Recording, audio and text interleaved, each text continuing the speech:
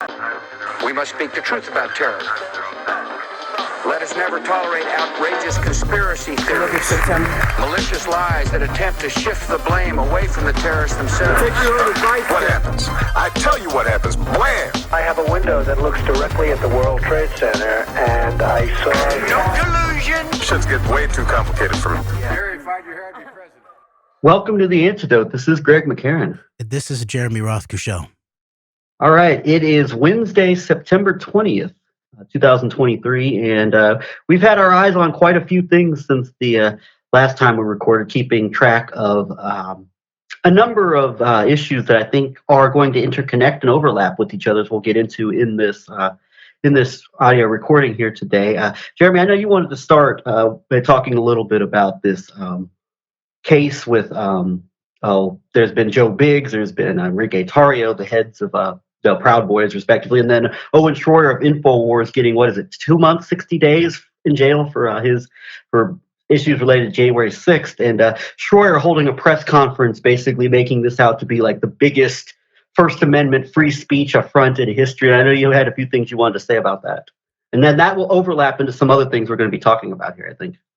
Yeah, and in general, I actually think that the framing of the First Amendment versus the reality of the importance of the First Amendment and the natural rights that are described and protected from government interference inside of the First Amendment are actually crucial to not only understanding our moment in terms of a lot of these different happenings that we're going to begin to get into, which includes things like Netanyahu basically having his Obama storming the Congress moment, in this case going to what he called the unofficial president of the United States, who he then mislabeled Elon Musk or something like that at some point. Or if we're talking about the release the day after September 11th this year of Naomi Klein's newest book about doppelgangers, or as we might start talking about, deep state doppelgangbangers, as I came up with deep doppelgangbangers as really the avoidance of deep politics and deep psychology, especially in relationship to the body politic, and how that then resonates with the questions of core political free speech and press and assembly and freedom of conscience and religion and redressing your government, right? Remember, so it's obviously the case that there is a freedom of speech and a freedom of press and a freedom to to pursue our government in relationship to redress of grievance. However, there's no right to either pursue seditious conspiracy against the government or against the public, as it's also outlined in some of the Jack Smith indictments, nor is there a natural right to incite in that way.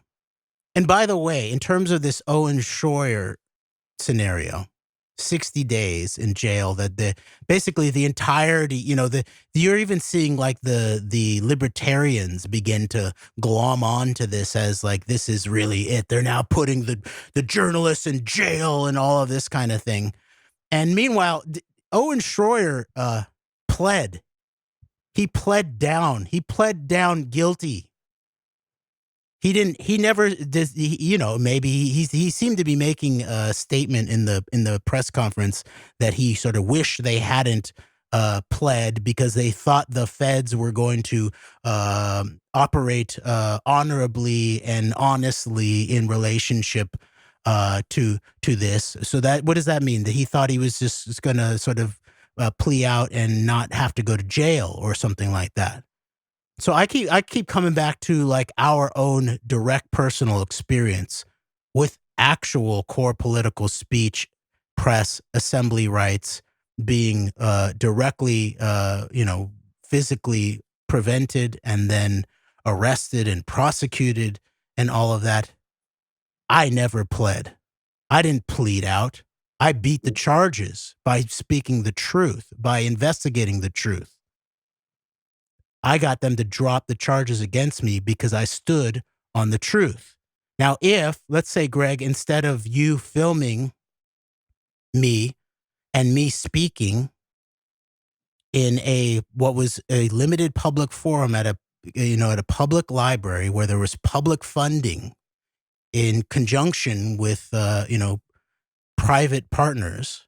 In that case, it was the Kansas City Public Library in partnership with the Jewish Community Foundation of Kansas City, which is a sort of parallel or substructure of the Jewish Federation system in Kansas City, and then the Truman Library Institute.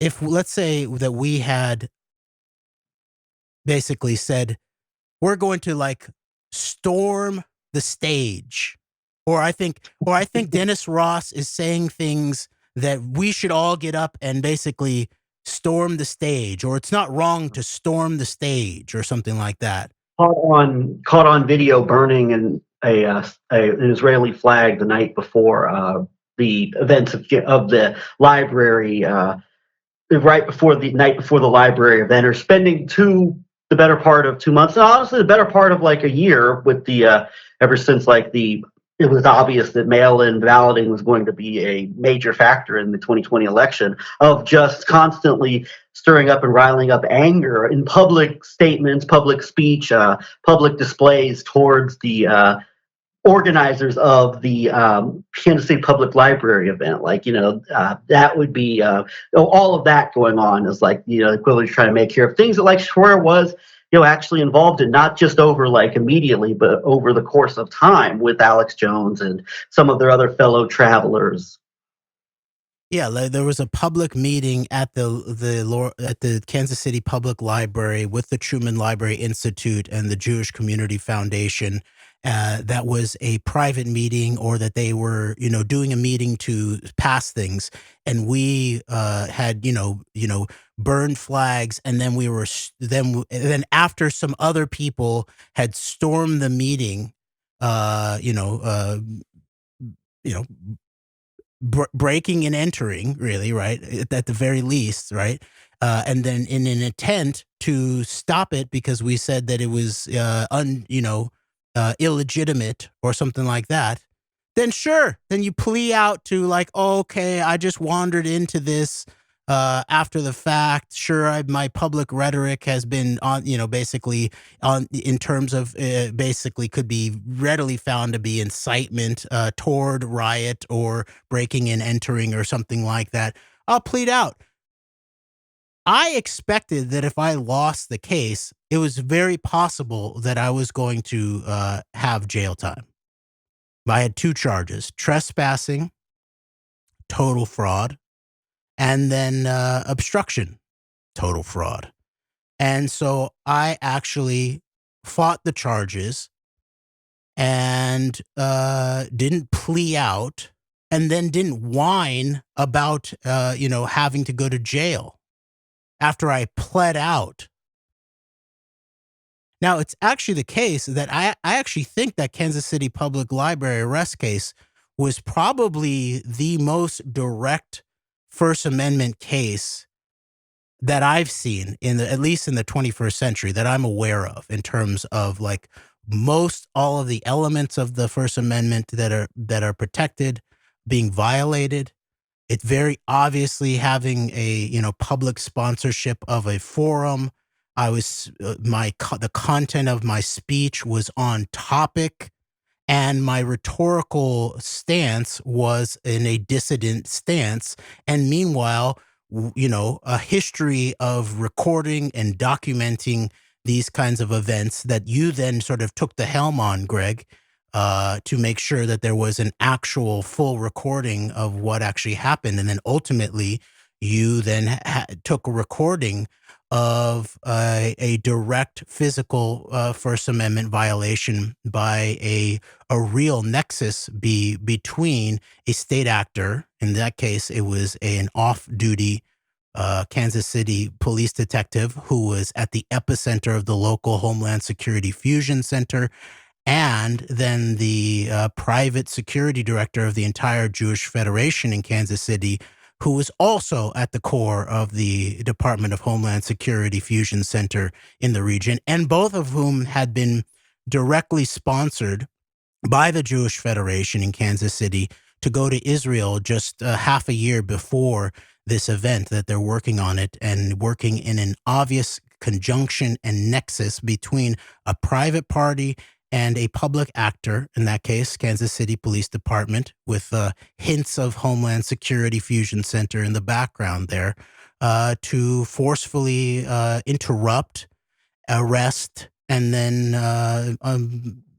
improperly prosecute core political speech and pure speech. Remember, this is not like me sort of storming the stage is political speech or anything like that. No, words at a microphone at which I, as a member of the public, was invited to, you filming with a documentary camera, and then the assembly of all the people involved who were then threatened basically by seeing, oh, if you get too out of line here in terms of the nature of your core political speech and rhetorical stance, then this is what could happen to you. And this, of course, is the actual content of First Amendment case law. It talks about the kind of act that would dissuade the person of average courage, basically, from saying something, right? That's then becomes an act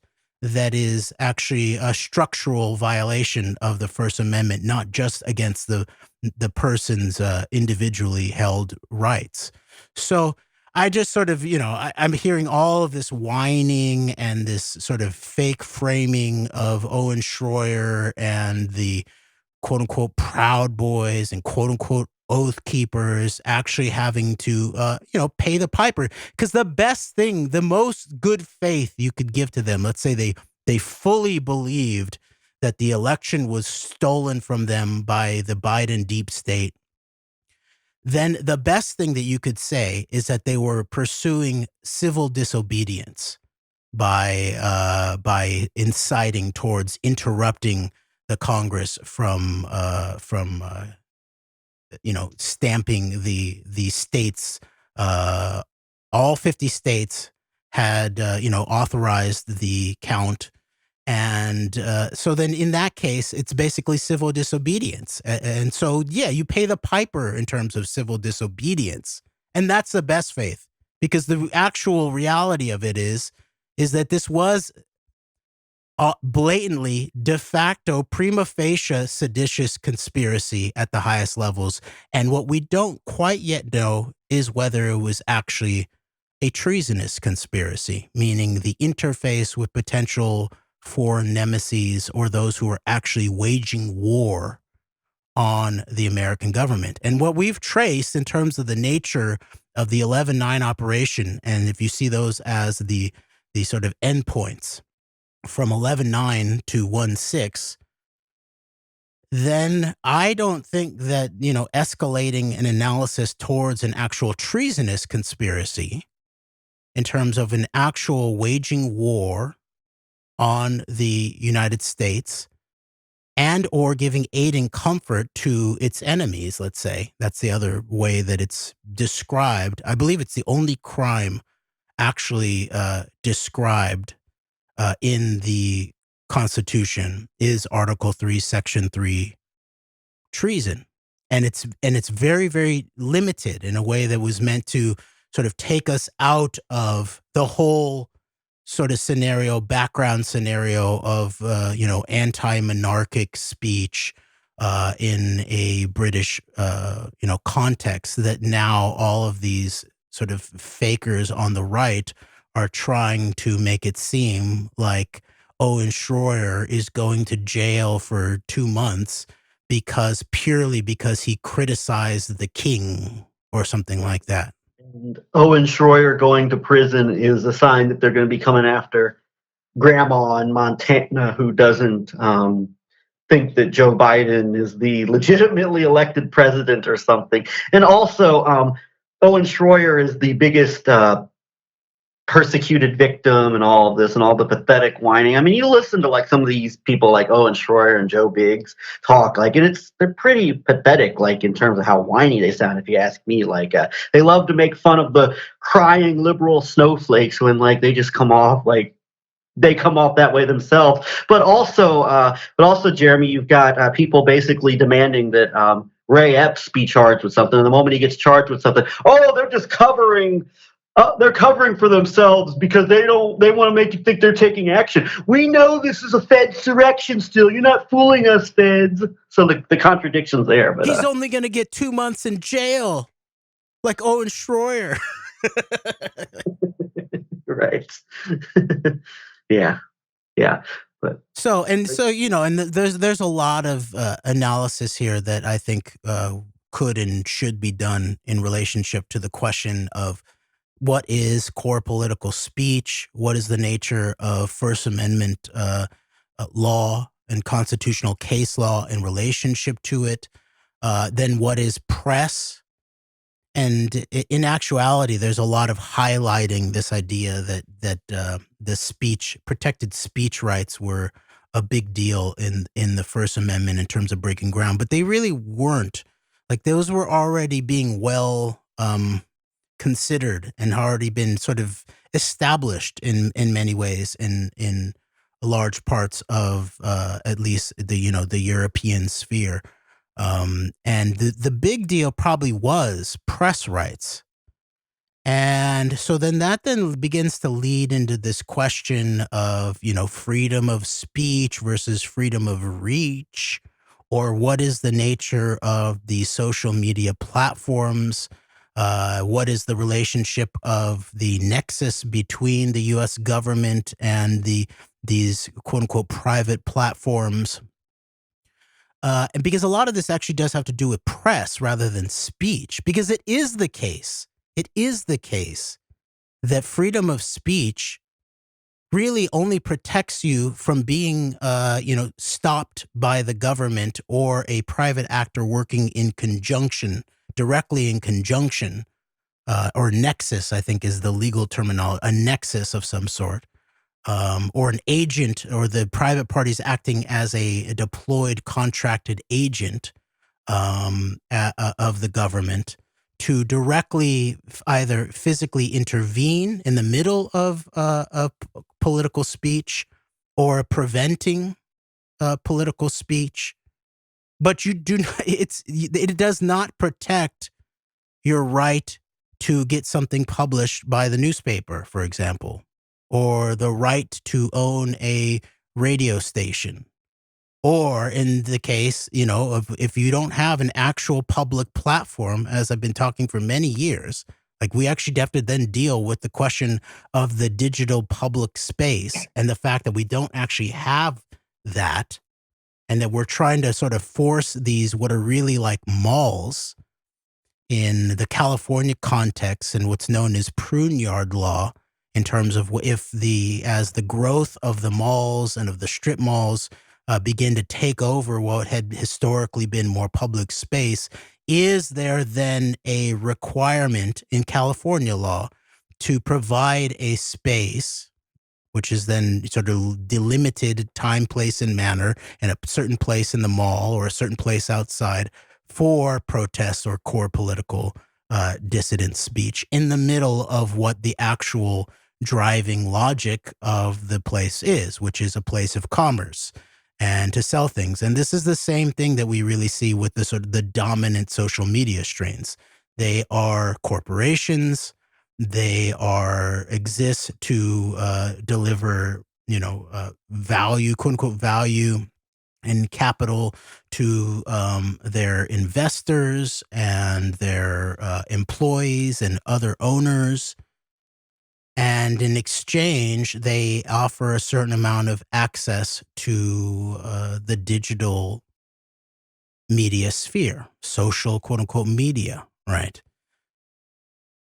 But at some point, real serious people, real serious Americans, let's say, in this context, we have to have a conversation about freedom of press, freedom of speech, freedom of assembly.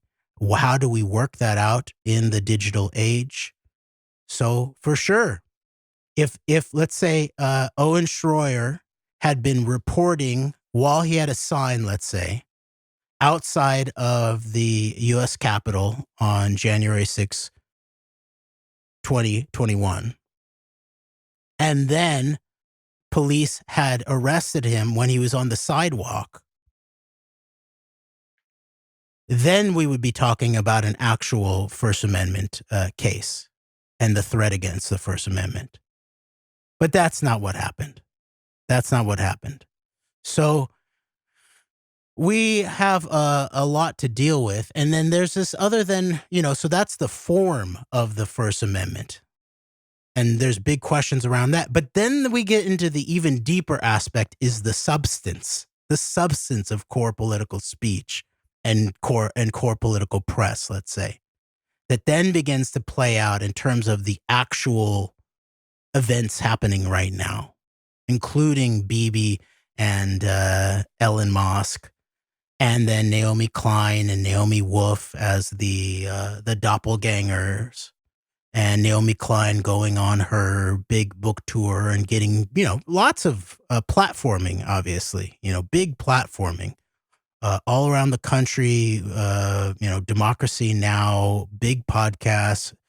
Naomi Klein was on Mark Maron's WTF podcast for his September 11th, 2023 episode, anticipating the next day her book publishing. So there's a lot of actual core political substance around issues of speech and press, I think that needs to be analyzed. Yeah, I couldn't agree with that more, and we'll keep tracking like the political persecution, quote unquote, of the Owen Shroyers of the world. Of course, they won't acknowledge the real reason why they're in the situation that they're in now, all the way from Sandy Hook and the impending bankruptcies to January 6th, is because they got in bed with Donald Trump via Roger Stone. Of course, they won't acknowledge that, so they'll just continue to quadruple down on their real and perceived political opponents are literal satanic demons or whatever. So, I mean, instead of facing like the music and like, okay, we got sucked into something very dangerous that was out of our control, and at least that's my sense. Like, that their problems go back to Donald Trump and Roger Stone coming in and bringing Donald Trump into the InfoWars sphere the way he did months after Alex Jones had denounced Trump as an East Coast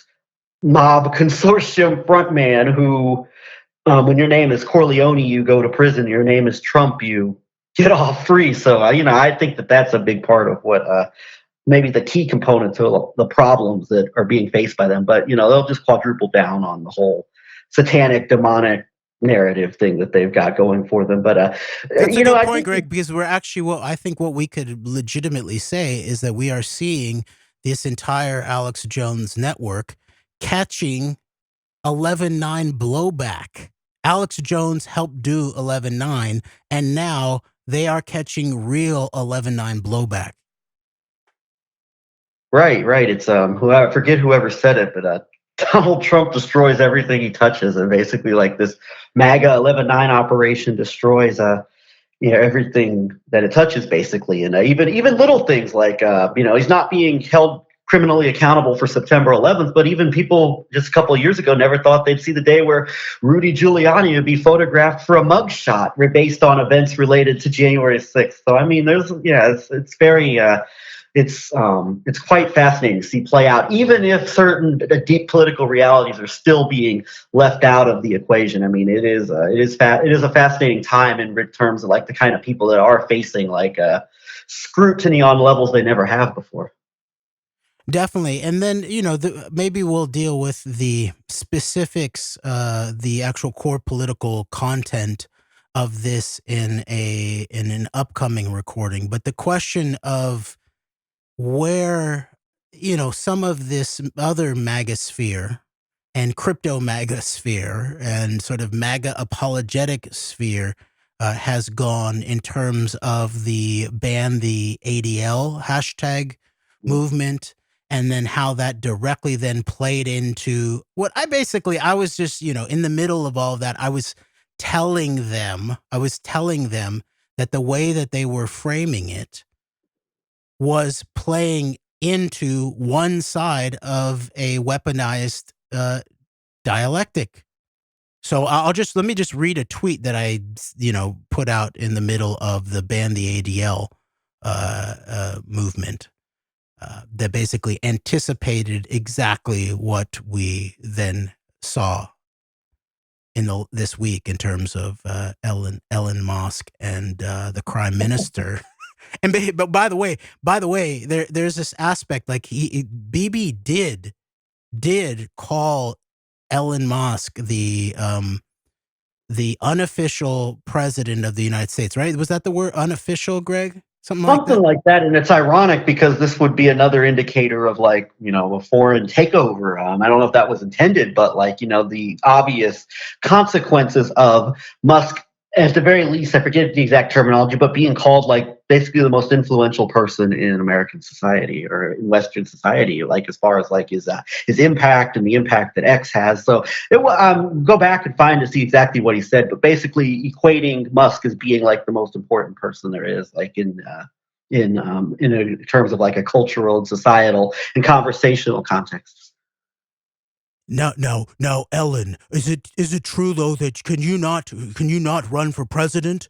And Elon was like, no, I can't, But and then Bibi's like, but you are the unofficial president of the United States at this point. And then we were talking about this, Greg, that then made what Bibi was doing. That Bibi is actually then in the sort of the if you consider these two main aspects of the presidency conjoined around the soapbox power of the presidency in terms of speech, that Elon is playing the role of the domestic unofficial president, and then Bibi is then really suggesting that his role is the unofficial leader of the free world. I'm worried about Iran. We need to deal with Iran. That's what the real leader, unofficial leader of the free world terminology then goes to Bibi. People might want to go watch that. There's two pieces of it. The first part is just Elon and the Prime Minister.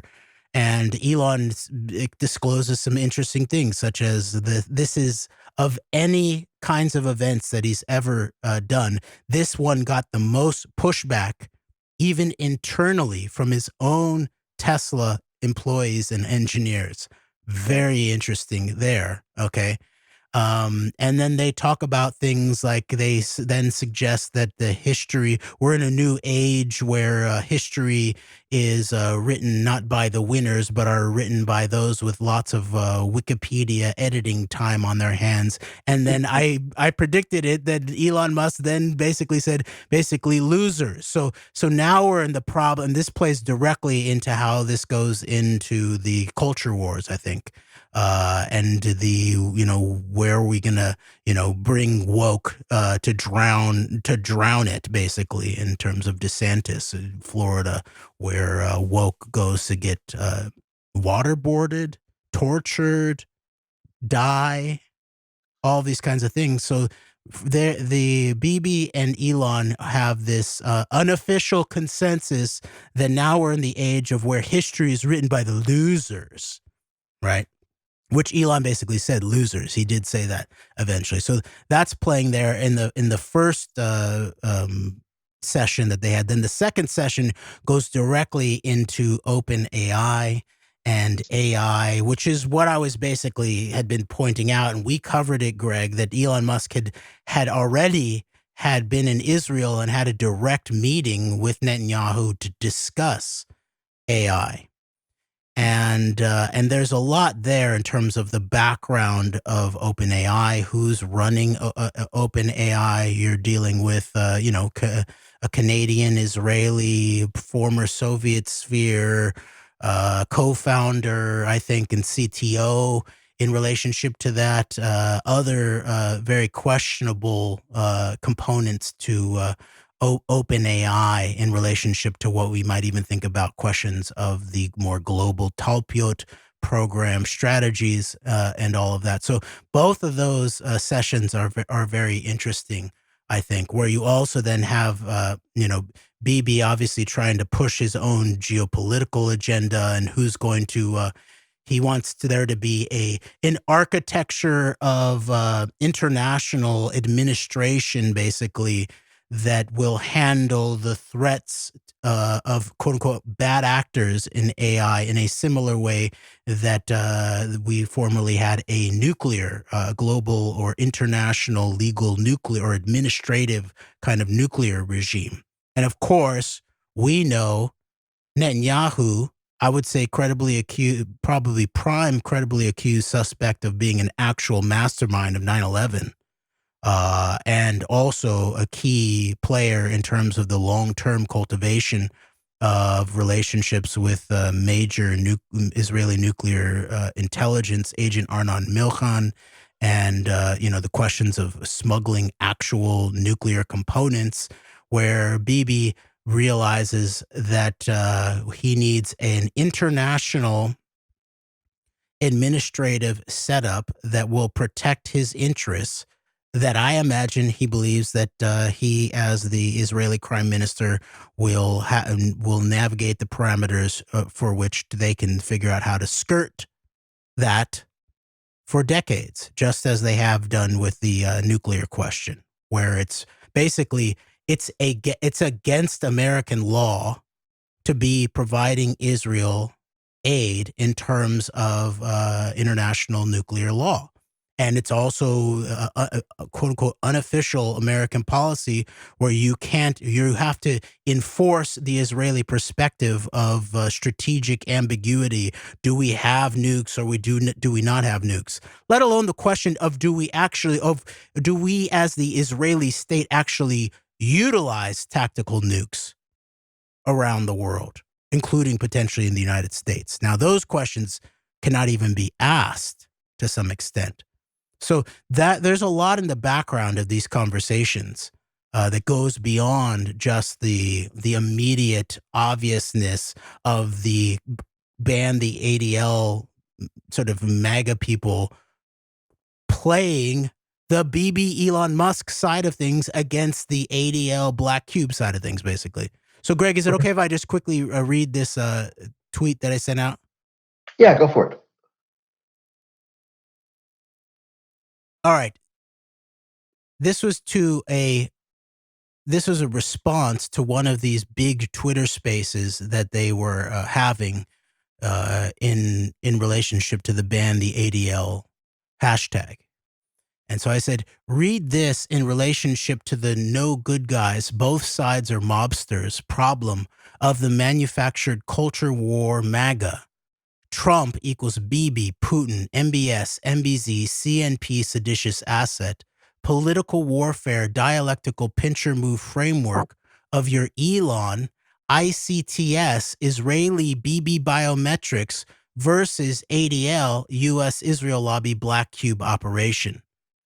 And then I linked to an Arthur Bloom Substack on boneface and Republican gangsterism, which by the way plays directly into this whole moment, because it's Laura Loomer on the rise, confronting the blood. I forget the name of the group, but the GDL and the blood, the Nazi push right in the middle of this ban the ADL campaign in DeSantis's Florida.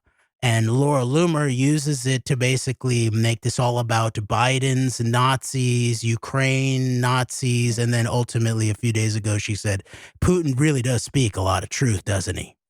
Yeah, tried to also attempt, I think Loomer was attempting to link some of this to January 6th as well, which is following up on a strain from like 2 years ago where Lee Stranahan, along with the ex-CIA analyst, quote unquote, Larry C. Johnson, were using the pages of Gateway Pundit, I believe, among other things, to push that Ukrainian operatives linked to Alexandra Chalupa were at the Capitol on January 6th, once again feeding into a false flag insurrection, and the actual foreign influence would be from Ukraine. So there's a lot of that there, but definitely advancing like this Ukrainian narrative by Luber on behalf, of course, of Trump and all that her pushing for Trump 2024 represents.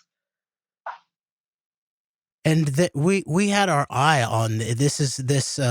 Laura Loomer's pretending like this. She just is the one who's now publicized this and surfaced this. This was, I think we were even talking about this, the presence of this Ukrainian quote unquote journalist at January 6th. And I believe that the analysis that we did at the time was that this guy had been it looked like he was a Kolomoisky journalistic asset of some sort, but basically a spook, very likely undercover of press.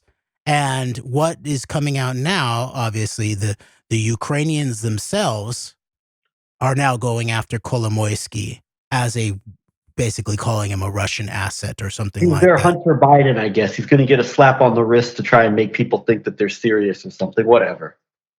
Yeah, so there's already there'd already been recognition of this fact, and then much deeper and more truthful analysis of what the presence of that quote unquote Ukrainian asset on January 6th actually meant a few years ago, Laura.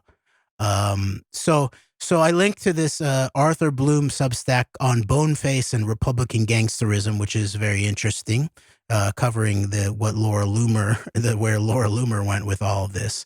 And then I say, does U.S. Constitution oath sworn Lucas Gage, who was a key voice in the ban the ADL campaign, and really also a key voice in trying to tell people to shut their mouths if they were dissidents like me, in terms of pointing out the weakness of the dialectical weaponized strategy that they were feeding into, and actually sort of pushing that there was actually going to be some kind of defamation lawsuit against the ADL by Elon, which I think last week he basically maybe probably not, basically that was obviously a front. That was not going to happen. He didn't even really have a case against them. Maybe there was a tortious interference potential case, but do you want to basically sort of say that it's not allowed to organize boycotts? That sounds like perfectly in line with what the actual Israel lobby is doing in state capitals around the United States. All right. So I said, does U.S. Constitution oath sworn Lucas Gage think the credibly accused 9/11 airport quote unquote security breach suspects, Israeli military intelligence firm ICTS? By the way, I think it's actually it's founding ICTS. Is not military intelligence founded. I actually think it's Shin Bet founded. So it's basically Israeli FBI founded. But ICTS is at the epicenter of not only 9/11 security breakdowns at the airports, with their American subsidiary Huntley International. And go look at ICTS. Actually, there's a cousin of Gilad Atzmon, I think, Menachem Atzmon, I think, who was involved in ICTS, I believe. But ICTS was also involved with the underwear bomber security breakdown out of I think that was one out of the what's now known as the Israeli intelligence European hub at Schiphol airport in the Netherlands. Okay, so. All right, now I'll finish this so people know what I'm actually talking about, ICTS. But basically, the shorthand is that it was announced a few weeks ago and covered in a lot of the basic dissident press that Elon's X was going to be putting biometrics, the X user biometric assessment, in the hands of ICTS. This was before the ban the ADL campaign got off the ground. They didn't mention this at all. The entire campaign, I don't think. Okay. That would have been an actionable point that they actually could have potentially raised public consciousness on to a way that could have pressured Elon to respond to that, or to maybe even change that potentially. That's what they could have gotten done. Instead, it was this nebulous, let's serve sort of Trump politics and weaponized dialectical sort of like anti-Semitism that then feeds into sort of ADL clutching hindbrain knee-jerk sort of liberal Jews who are good on 11/9 but not on 9/11 to then sort of like react to all of this. I mean, there's a whole bunch of weaponization here that we need to explore.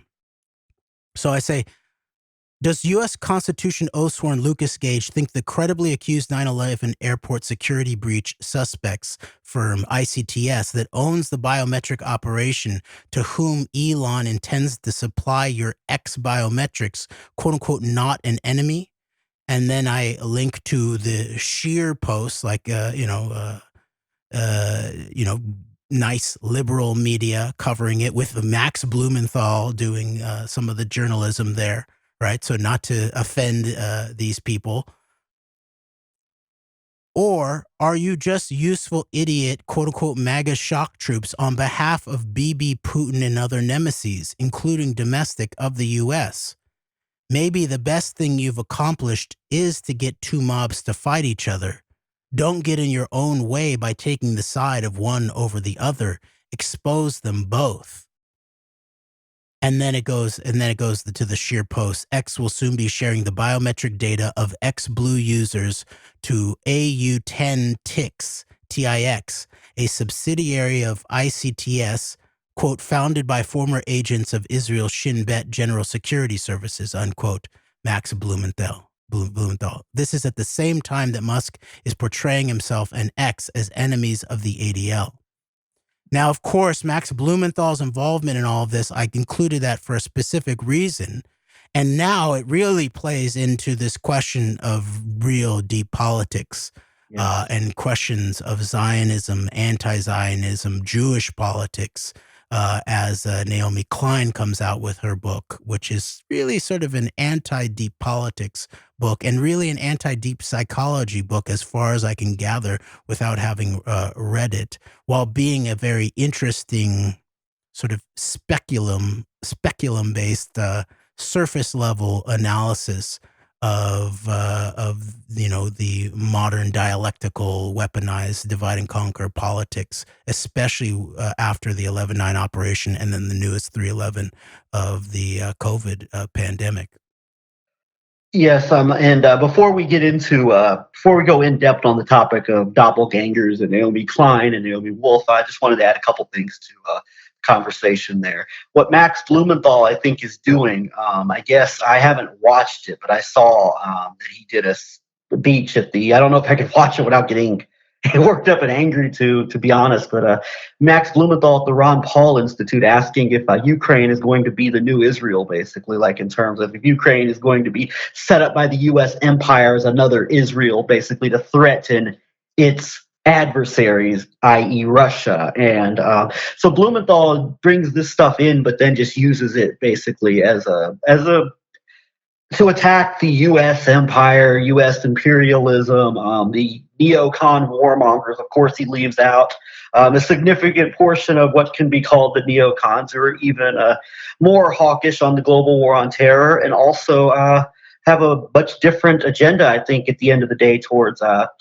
countries like Russia. But that's the role that Blumenthal serves, and he puts all this together, and it's just meant to just basically demean and further diminish the name of the U.S. It's on behalf of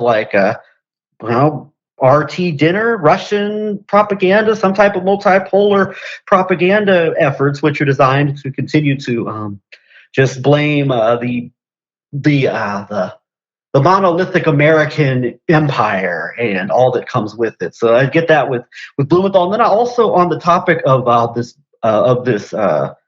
this bone face. It's very interesting. We keep talking about horseshoes, and we've talked a lot about what's called the alt-right, quote unquote, and the alt-light, quote unquote, this manufactured distinction between the forces behind the MAGA movement ideologically. And here we've got a great example. You've got Laura Loomer, who I guess would be called alt-light. I guess she's a Zionist and all of this, like her right-wing Jewish activism. And then Laura Loomer with this, using this against Ukraine, and Putin really tells a lot of truth. And then Ryan Dawson, who we've talked about so many times on here, steps in and says that no, actually Laura Loomer via the Gray Zone got this wrong. It's not that this guy is an actual Ukrainian Nazi. You see, he's posing as a Ukrainian Nazi to distract from the real Ukrainian bad guys that are out there that are involved in all sorts of operations against Russia and against whoever else. And so you've got this, once again, we've got this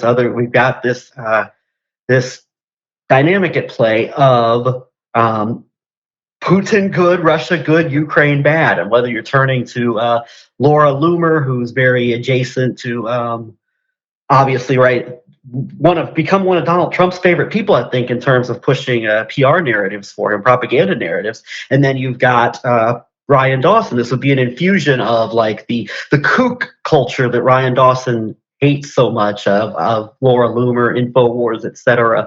Yet the same message that they're ultimately pushing is a uniform one. Putin good, Putin truth teller, Ukraine bad. And so you see this where they come together with Biden Nazi too. Yes. Although, Nazis, are they overblown? Are they exaggerated? Are they nothing burger? Not when it comes to Ukraine. Those are actual Nazis. But we'll question the rest of history when it comes to it. And then also a mutual disdain from whether it's like these anti-Zionist. I don't think Ryan Dawson would describe himself as anti-Jewish collectively, although. But these ban the ADL types would, and then Laura Loomer, who's this very Jewish activist, collective mutual disdain for liberal Jews, who they really look at as like the source of the problems, and they'll attempt to just like conflate, the Dawsons and the ban the ADL types will conflate like liberal Jewish activism with Zionism, like the extremes of Zionism, but really I don't think that adds up. But that there's a mutual disdain in the form of the liberal Jew that like the Loomers and the Dawsons and the Bandy ADL types, and maybe even the Blumenthals at this point. I don't know what his leftist credentials are at this point. Have this mutual disdain for this particular element of the Jewish community. I think that's a good springboard, Jeremy, into the conversation of the two Naomis and all that this seems to entail. Definitely. And what's, of course, missing in all of this is serious attention to what we continue to talk about, which is, deep politics. Other people call it sometimes parapolitics is another way of thinking about it, but I also think about it as in terms of deep history is one way of also thinking about it.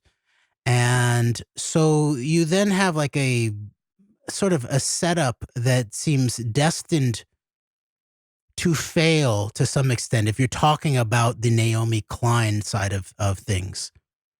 And there's so much here, and that's why I think that maybe we can sort of begin to move into some of the larger structural elements of beginning to understand what's going on with her sort of newfound public intellectual leadership in all of this, by beginning to explore what's obviously missing still to this day, and what Naomi Klein continues to be very public in terms of reacting against, where she seems to conflate very often, QAnon and adrenochrome blood drinking to 9/11 inside jobbers who wouldn't leave her alone. And this is why I begin to also think about the question of the actual public sphere, what it actually means to be a public intellectual in relationship to core political speech, press, and assembly, in relationship to the sort of the literati of the left intellectual leadership like Naomi Klein, who's made her whole career on a series of these big name books. And what's very interesting too is that you see a book ending of some sort. She really starts like her big career with a book, No Labels, that becomes sort of the red book, or or something like that, like the pamphlet of the leftist base anti-globalization movement. No logo, right? No logo, right? What did I say? No brand. I said no brand, huh? What's it called? No logo. Yeah. And this is related apparently to her actual upbringing and her childhood, where she reacted a little bit against her parents' sort of very public leftism and public politics. And that's how Naomi Klein ends up being a Canadian, actually, is because her parents were, Jewish leftist Vietnam War resistors, Americans. And then they resist the draft by moving to Canada in 1967. And they are very public about their politics. And it looks like Naomi Klein describes in her childhood where she really reacted against politics as such, or especially public politics, almost as if it seemed like an invasion of her privacy. And there's all these other elements of this very sort of like personal psychology history that I think are worthwhile getting into in the future in terms of where she comes from, to really understand the situation a little bit better. But she basically, part of her growing up was getting into consumerism and chasing labels at malls, as a girl and a young woman, even, I think, and basically it wasn't until she really, became fully of age and college age that she broke out of that and got deeper, got back into her family tradition of, public politics.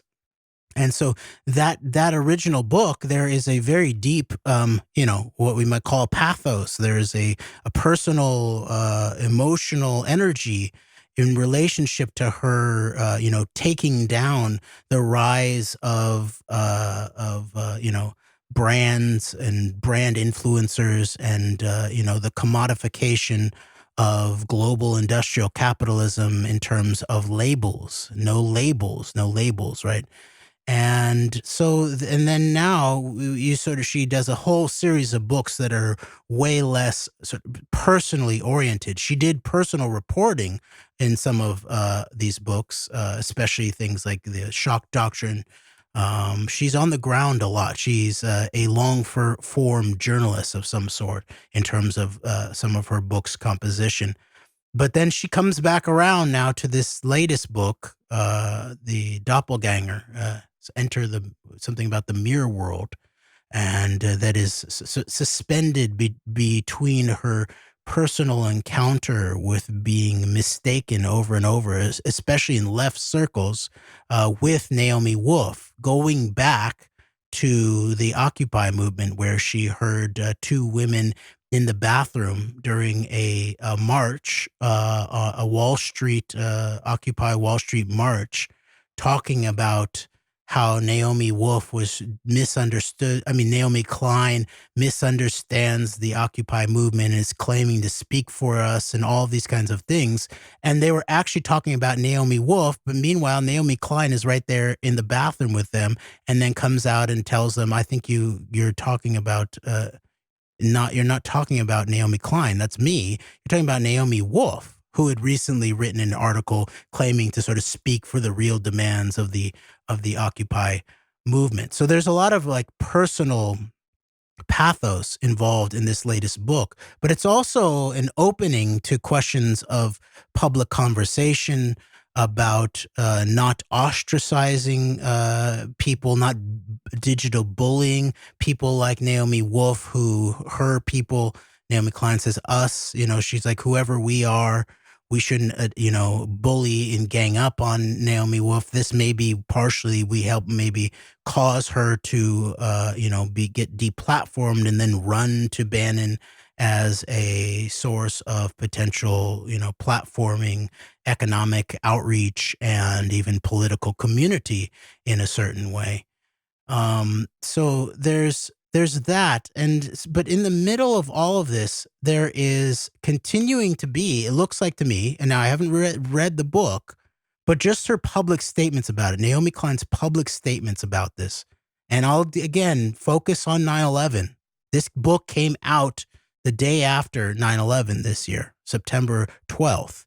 She does this podcast with Mark Maron on September 11th. I think it was at least released on September 11th, or they recorded on September 11th, and she takes time out of it to basically express her own personal resentment while linking, 9/11 truther, inside jobbers who wouldn't leave her alone at her public presentations to what, now became QAnon and adrenochrome and blood drinking demon rats and all of that kind of thing. And so what came clear to me is there's an aspect of even this literary part of intellectual leadership that has become especially important on the left, that I think has become really an evasion of what a real public intellectual or a public thought leader really is and does. Because the way that Naomi Klein complained about how every event that she did around the shock doctrine, people would ask the question, what about 9/11? Or she says, inside job, all right? Yeah, inside job, such as the people who own the buildings, the people who own the software networks, the people who are in control of the mimetic war games and terror drills that are happening. Go for it, Greg. Oh, I was going to say, I guess she had, and this, this doesn't, I guess her impression of, it would be safe to say, her impression of the truthers would be probably from within this very InfoWars, we are change-centric circles that would word things like this in a, potentially problematic way. But then that's used ultimately to justify dismissing the entire thing. Well, but that may be true, but I don't actually think that's what she's actually describing. She was actually describing. I'm sort of familiar with this era, Okay. and these were actual, very likely leftists. In many ways, the left really started the 9/11 truth movement, and that's where it really got like its serious start in terms of becoming a public intellectual phenomenon. It was left intellectuals who were doing the work, and then a grassroots. And then, sure, Alex Jones claims to be the father of the 9/11 truth movement, but as I pointed out, he's the dirty uncle groiping at the 9/11 truth movement, smearing it. And sure, did he sort of talk about it from the beginning? Yes. Did he dirty it up from the beginning? Yes.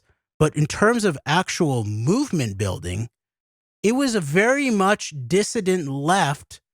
It was even like World Socialist Worker, like those kinds of groups, or Peter Dale Scott, or, these kinds of people that were actually offering serious, deep political criticisms of this left intellectual book, maybe in this case, book-oriented leadership of people from suspended between Noam Chomsky and Naomi Klein to some extent.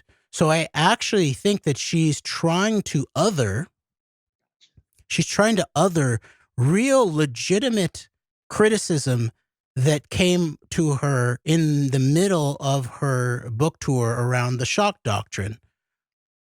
I appreciate you setting that, correcting that, and in any event, she's using what she sees as dissenters against her trying to really bring out like, well, what really happened here? Let's focus on the million people die. Let's focus on the things we can prove as a way of consciously or unconsciously dismissing the concerns altogether, and something that appears that she's held on to this day, regardless, regardless of who was talking with her. Like, that seems to be something she's held on to this day, like this resentment maybe of like her narratives like being challenged somewhat by like what I'm saying is not the only factor at play here, and maybe it's more than just wanting to invade Iraq for capitalist profit margins.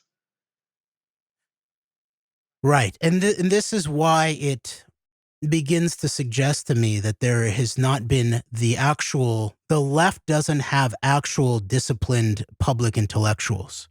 Because this is I believe, and this is very similar to people talking about actual free speech, First Amendment protected free speech in press and assembly. People have no clue what they're talking about, I would say, until they try to actually do dissident speech in the proper venue, in the proper public venue, whether it's a public event with an author or a speaker, or if it's an actual public, government meeting where you're actually on topic and you're taking an actual dissident stand in person, IRL, not social media, not on your blog, not on your Rumble channel. Yes, that is important, just as books are important too. But that's not the public space. And this is proven out by the fact that the amount of money that it costs to sort of like get in the room with Naomi Klein with these left bookstores. I think she probably had a very important conversation a few days ago with Sarah Kendzior in St. Louis, hosted by the Left Bank bookstore or something like that. And, it was $35 to get in the room digitally on Zoom. Yeah. And at this point, I still haven't seen any recording of this. Okay, so this is not public speech.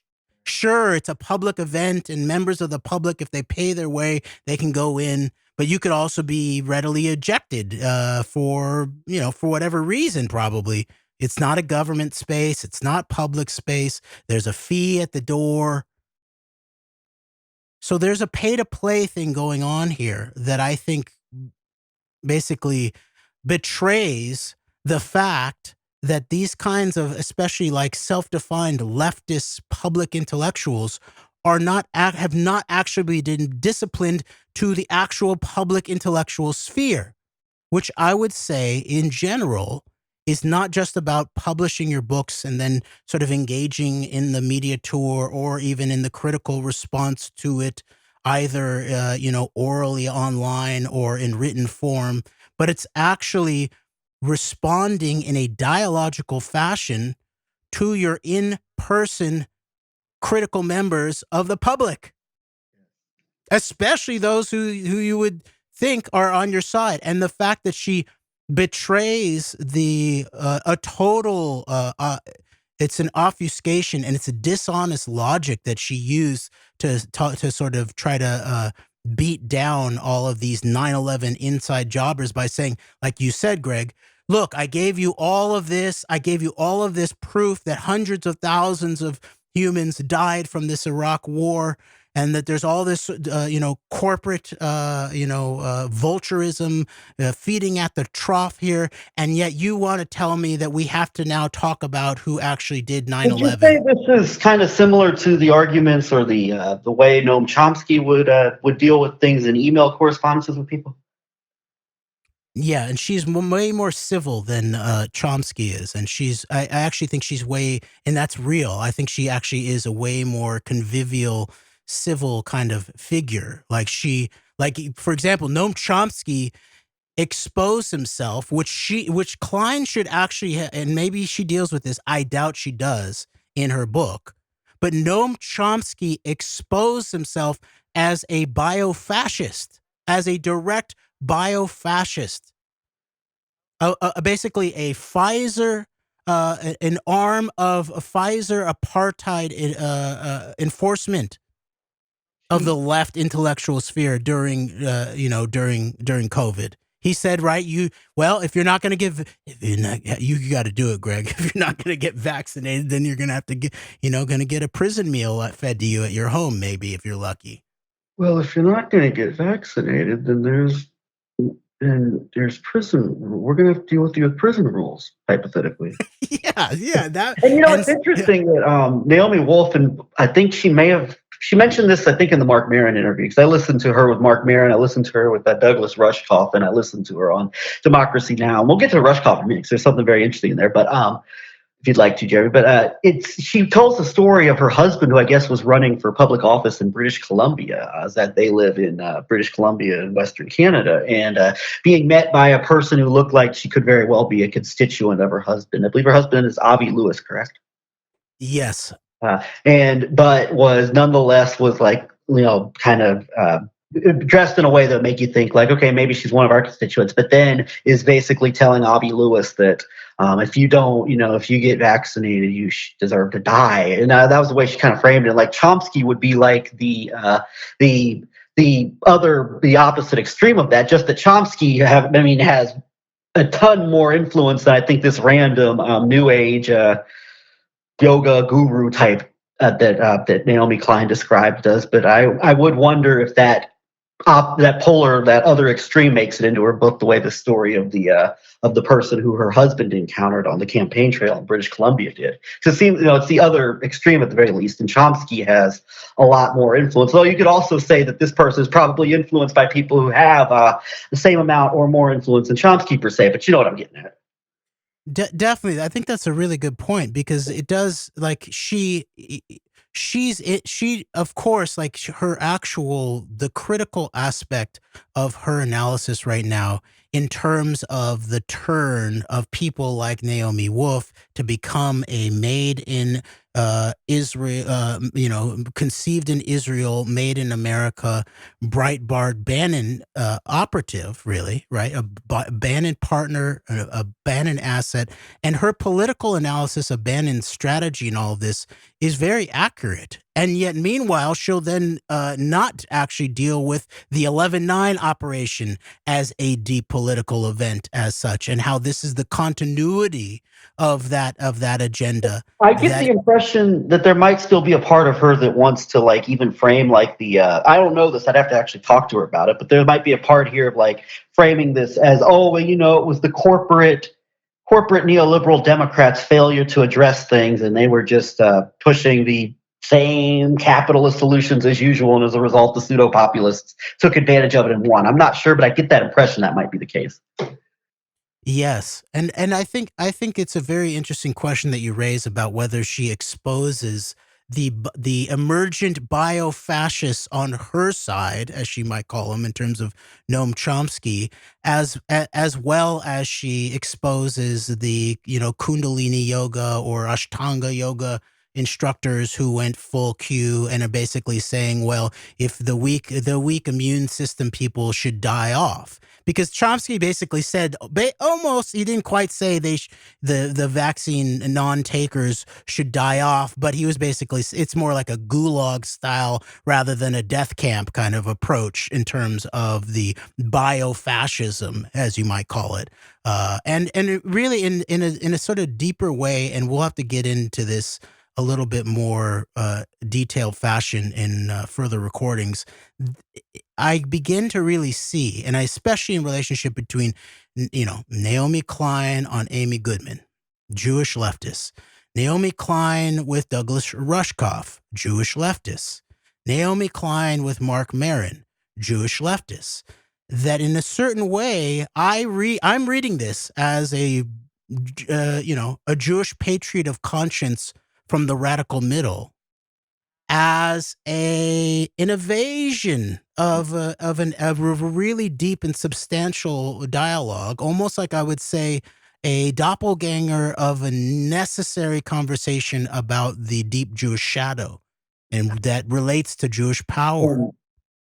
And her interview with the non-Jewish, much better on certain deep political issues, not all deep political issues, but certain deep political issues. Sarah Kinzier is behind a paywall that still hasn't been released for some reason, so we don't know what's said in that panel conversation. I'm very interested to find out, but I guess, they charged capitalist profit to get into the event, and now, she said as of last night it had not been archived, so we don't know what was said there.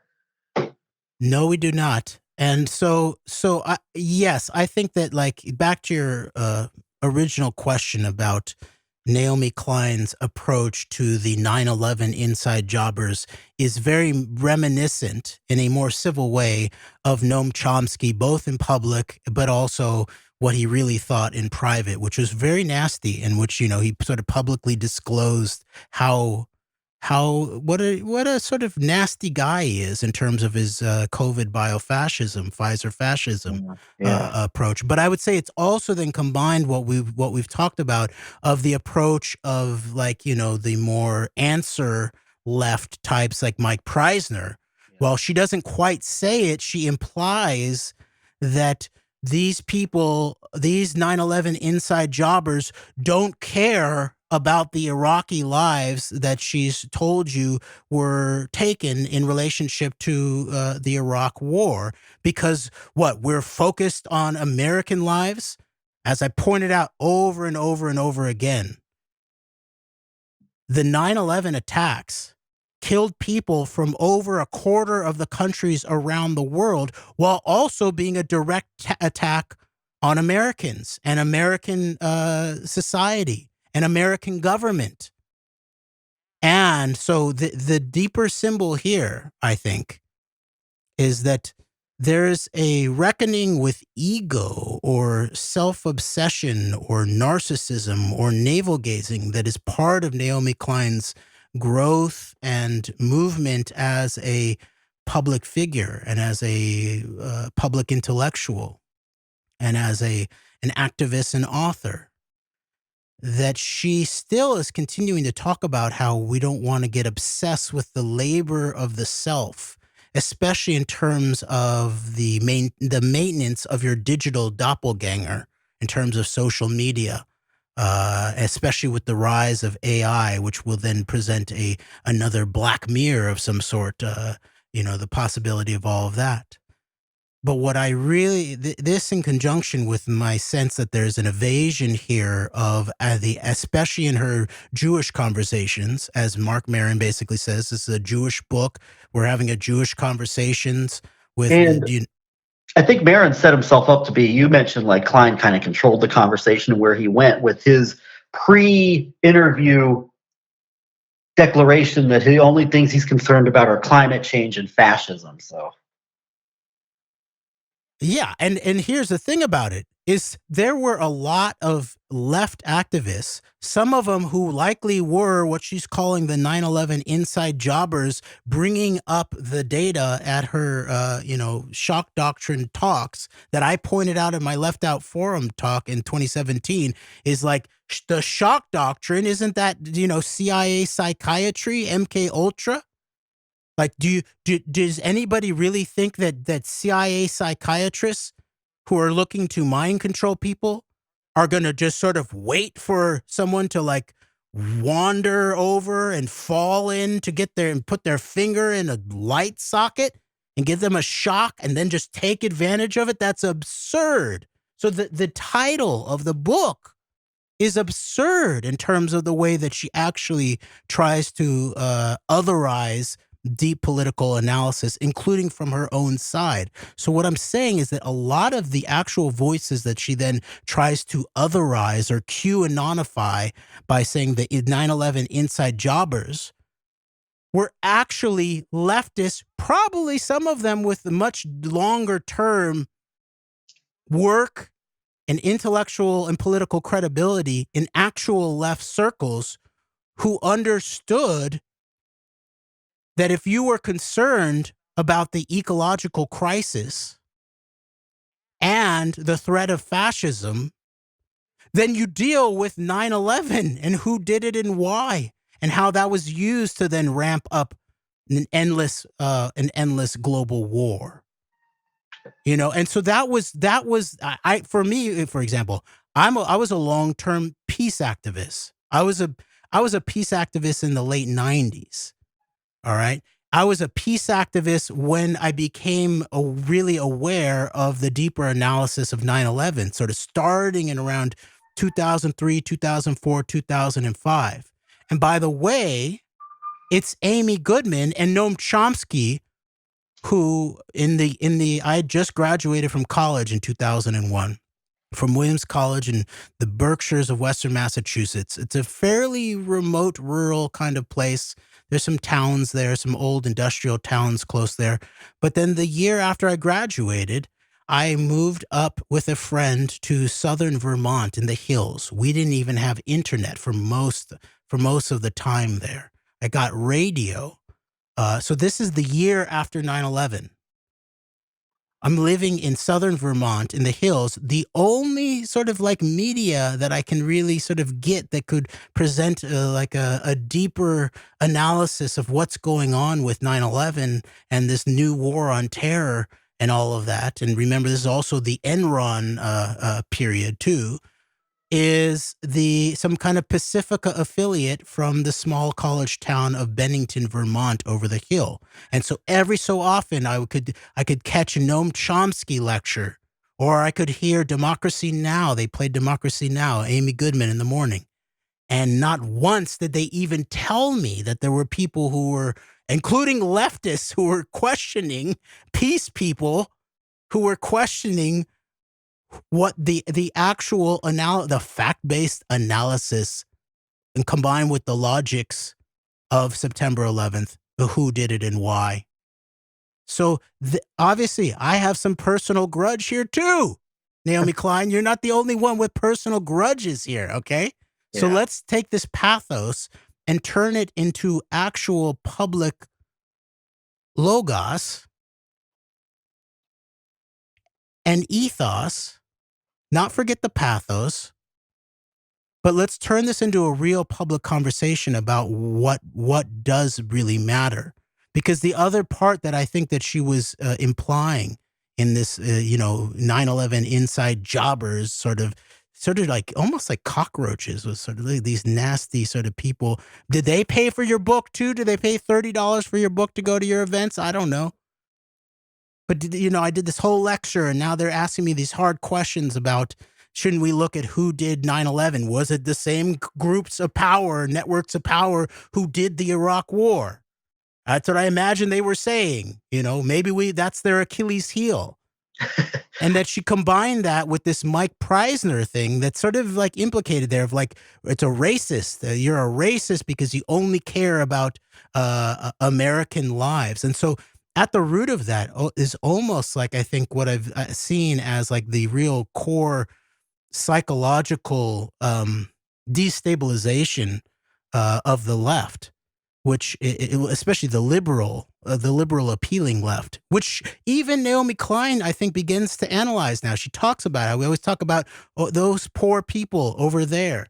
Or actually, maybe this is Mark Maron. Someone like that is talking about how there's this problem of thinking about the people over there, or those poor people over there, that kind of thing, and that's a way of avoiding one's own shadow, whether it's your domestic body political shadow, especially here in North America, the United States of America, in the commanding heights of global Zionist power, by the way, too. Naomi Klein, or whether it's around the conjunction of the corporate fascists in relationship to the Jewish state and the commanding heights of the power here, and the shadow, the Jewish shadow that plays into all of this, that's related to Jewish fear and Jewish privilege. It's time to get real about things that matter. And so I just wanted to, Greg, maybe we can deal with some of this in the future, but I just wanted to point out, I want to go back to the shock doctrine, the rise of disaster capitalism by Naomi Klein, that really sort of shows that, and I pointed this out at the Left Out Forum, that she really betrays her anti-deep political push in the same chapter that she's giving us a lot of information to actually understand both the MO and the motive in terms of who actually did 9/11 and why, which is a chapter that's about the Israeli security state called Losing the Peace Incentive. Yeah, that sounds... Is that cool? Yeah, that sounds fine. I'll just say real quick that I think we're going to end up doing a two-parter out of this, because there's a couple more topics directly related to the book that we wanted to bring in, or to the interviews we've heard that we want to bring in that I think are important. But I'll just follow up on what you were saying just now before you go back to shock doctrine. I'll try to make this quick. Is that you were talking about your background and going from peace activism to 9/11, what you call 9/11 truth, and not getting the truth from these, not even hearing about this from the people who you had access to in the remote hills of Vermont, with limited access to media and all of this. And I was just paralleling my own background as being like a Ron Paul presidential supporter and being involved in that, which is this case where you have like this intellectual godfather like Ron Paul, who himself would not deal with the deep politics of 9/11, deflected it on numerous occasions. He was actually asked about it, but then like his movement is surrounded by people who were doing the actual like bad jacket weaponizing, you could say, of like the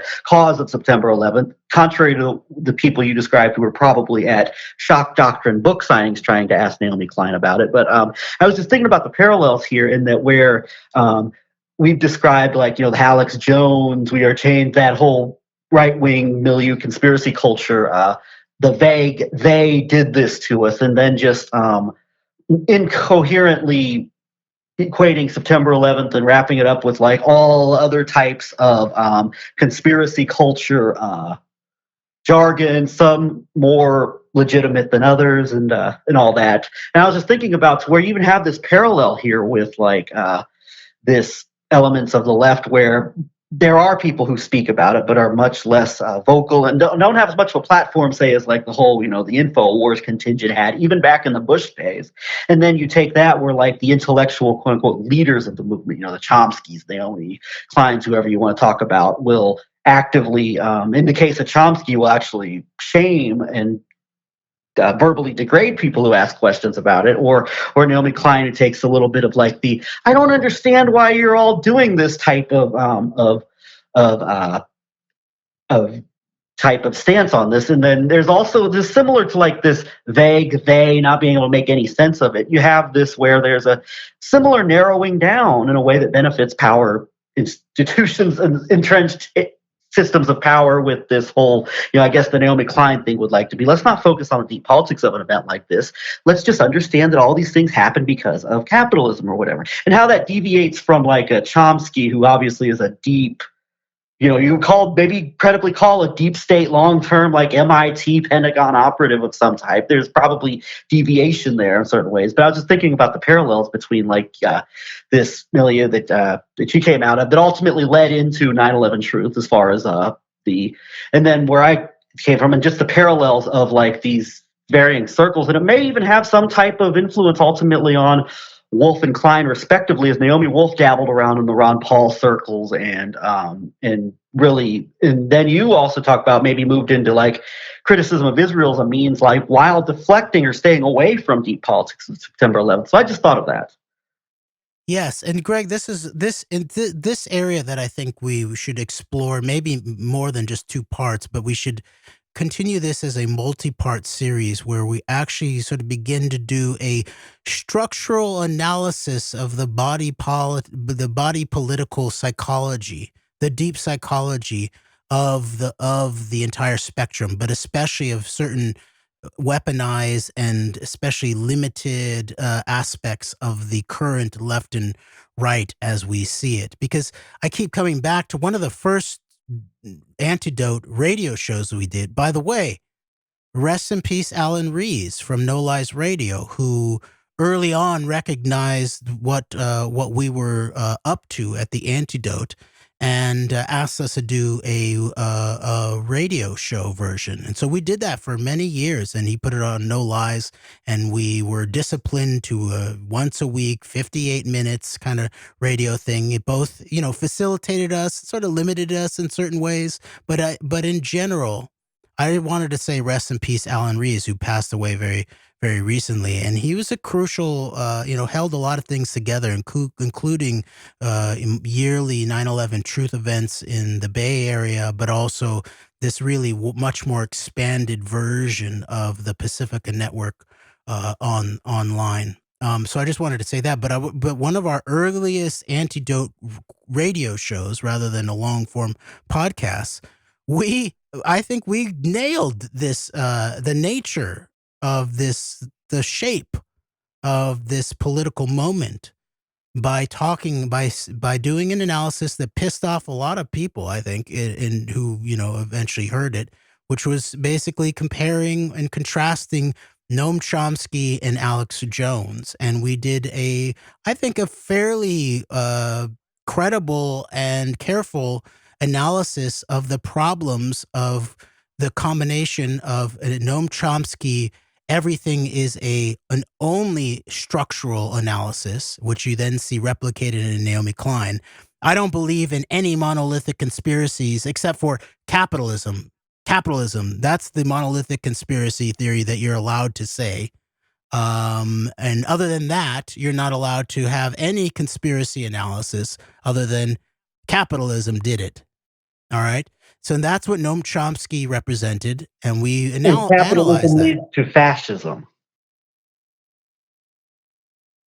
Maybe it does. That's what but see, here's the thing about it is that this is why the failure to actually ferret out deep politics, such as deep events, it's like the rise of the Nazi regime without the power of the Reichstag fire. It's like, sure, it's similar in a certain way where they seem to not, they don't seem to be necessarily say that capitalism is fascism. They basically say there's a threat that capitalism will become fascist, and then you're dealing with an even nastier problem to some extent. Yet they will never actually deal in a logical way with how do you get from here to there. So, and this is the thing that I think we had right about that analysis, is that you sort of have like the standard monolithic conspiracy analysis by Alex Jones on the right, which is many people will say, okay, it's either it goes down to the Masons, the Jews, the globalists, the New World Order, and that's sort of the stereotype of the, really the sort of the modern creation of the monolithic conspiracy framework, which is largely affiliated with the John Birch Society, which we had dealt with in terms of, Noam Chomsky versus Alex Jones. And we pointed out that you have to have both. You have to have both a structural analysis and a deep political event kind of analysis in order to actually get to the truth of the matter in a substantial way. And so I continue to see that's where we're still at in terms of the problems we have around public discourse. And now that we've analyzed and identified that from terror war to culture war, and the role of 11/9 as a pinnacle type of capstone type of event in relationship to the rise of the global culture war, and how that will once again create global warfare politics and domestic destabilization. I think this becomes, even more important now. So I think that we almost want to return, but, re-up our analysis of the structural left cover-uppers of conspiracy, and then the John Birch monolithic conspiracy types of whatever sort they find at the capstone of the right in terms of Alex Jones and all of that. And I just want to just say very plainly that that I know what my intent was in relationship to beginning to understand and read all around in terms of 9/11. And it was very much related strategically and ethically to my prior concerns around things like ecological crisis, economic crisis, and political crisis, such as war. Okay. I saw that 9/11, the truth of 9/11, was actually the Achilles heel of all these kinds of forces that the Naomi Kleins propose that they're against. And so I just know that if I was of good faith, I know there were others of good faith, and that were not, properly accused racists like Mike Preisner did of the problem with 9/11 truth is they don't care about Iraqi lives. No, I was already working to, against the Iraq war before I understood the fuller dimensions of 9/11. I just saw it as part of the entire same framework and system, and a very powerful way to potentially stop it across ideological lines. And this is where you really, I think this is the darkest stuff here, is that there is a political, ideological loyalty and opportunism that is represented by aspects of the rejection, the ongoing sort of aggressive rejection of a deep political framework by the Naomi Kleins to the Noam Chomsky types. I agree, and I think you're right that we can get at least a mini series with several parts out of this this conversation. Some of the areas we're going with regards to it. So I will say then I'll let you wrap up. We'll go into the shock doctrine if you'd like, but I'll just wrap up this portion of the conversation by saying that I at the very least do I like that Naomi Klein has opened up through her public promoting of this book about the doppelganger, the idea of the doppelganger, of I think important conversation, and so I do like this, and I feel like there's a lot to capitalize off of as far as advancing, our some of the narratives some of the things we focused on here at the AnteDote through a book like this and through a study like this. So yeah, I look forward to delving more into some of the maybe subtopics of this going forward with you. Well, I think we should actually just pick it up next time, because I really want to hone in on September 11th especially they focused on her Democracy Now! Talk. Well, she at least mentioned it. Naomi Klein gave it lip service of course, there's real conspiracies in the world, such as 9/11. 50 years ago, the 50th anniversary. Okay, 50th anniversary of Chile in 1973, 9/11 coup.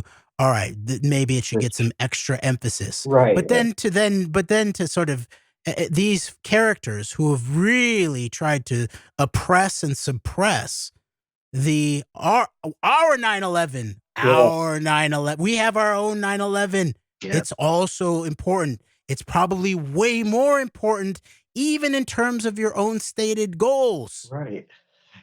Right. And as bad and as consequential as what happened in Chile was with, you look at Henry Kissinger, CNI, Greenberg, and there's definitely parallels between 9/11/73 and 9/11/01 in that regard, as well as our current moment. It's ultimately, it looks to me like they say, Mike Preisner had that tweet about caring more about, 3,000 Americans than a million Iraqis or whatever. And so they want to fit this into this narrative of, there's a part of this, I think, that's a play of probably like, oh, you care more about the white Americans who died on September 11th than these people in Chile. Let's talk about them. And I think it's a very, I don't like it at all, like the way that it seems to be used in some circles, maybe subconscious or conscious in other ways, but I don't like the way it's used. And ultimately, as you pointed out, like, people from around the world were killed on September 11th, and it was an attack on the world, especially if you look at the consequences of it. So to downgrade it by, focusing on the other 9/11 that the Americans, the privileged Americans, like to ignore, to focus on what happened to them, like, it's just, disingenuous at best. I can say a lot worse about it, but I'll leave it at that. Right. All right. And this, of course, will then fit in directly with the question of the Prime Minister Netanyahu and Elon Musk, and how that then fit in to the ADL facilitators, who ended up really sort of simping for this guy who is about to require people to pay, it sounds like, everybody to pay something to use X, and then is going to feed that required information into a credibly accused Israeli intelligence 9/11 contractor, and then who then meets in the immediate wake of this. They barely even touched the ADL. They don't even think maybe they don't even mention ADL once, Netanyahu and Elon, let alone a lawsuit that Elon's going to file. No, they touch on anti-Semitism a tiny bit, not as much as Netanyahu touches on AI and Iran, and history is written by the losers. And so there you have it. You have an enabler of a credibly accused 9/11 security operator, ICTS contractor. That's Elon Musk, as Netanyahu said, After after Ellen said he does a great Hava Nagila because he studied in Hebrew school. And Netanyahu's like, sure, if you want to do it, let's do it. You could do a Hava Nagila. Crazy stuff. Dancing Israelis, huh? Now we're really talking dancing for the Israelis or something like that, you know? And there you go. You got the prime minister. I would still call Netanyahu the most credibly accused suspect of being a mastermind of our 9/11, Naomi Klein, in the entire world. Netanyahu there. And so we will then delve into Naomi Klein's shock doctrine without the who's doing the shocking, because on page 539, in the middle of her very important data-rich chapter on the Israeli security state and timing around 9/11, losing the peace incentive, she has a whole section called "No Conspiracies Required." Required for who? For you to, obviously you don't think it's required for you to be honest or even respectful or civil with your own tribe, whether it's those of us who are Jews or whether it's those of us who may have been leftists who are going to your events, right? I guess you don't have to talk. You're not required to talk about conspiracies as long as you have a book to sell and you're not actually a public intellectual under the discipline of the dialogical, of the rich American and Jewish traditions of the power of the public dialogical. All right, we'll leave it there. Conspiracies, if they exist, it doesn't matter. It doesn't matter whether your quote unquote logic requires them. No conspiracies require. Yeah, but conspiracies were there. So that's just on you then if you're gonna try to deny that and not deal with it. All right, sorry, Greg. No problem. That's a perfect mic drop moment there. Thank you for that. But we'll come back into these topics next time. We'll dive into the shock doctrine. We'll also pick up on a couple of things related to things that we picked up on in these interviews with Klein, and then another element of Klein and Naomi Wolf, and going back to the topic even of Jewishness, the anti-Semitism. But we'll do that next time. But thank you for this, Jeremy. This has been I really enjoyed doing this with you. Me too. And thank you very much, everybody. Listening, engaging, supporting us. We appreciate you. Until next time, AnteDote, we are out.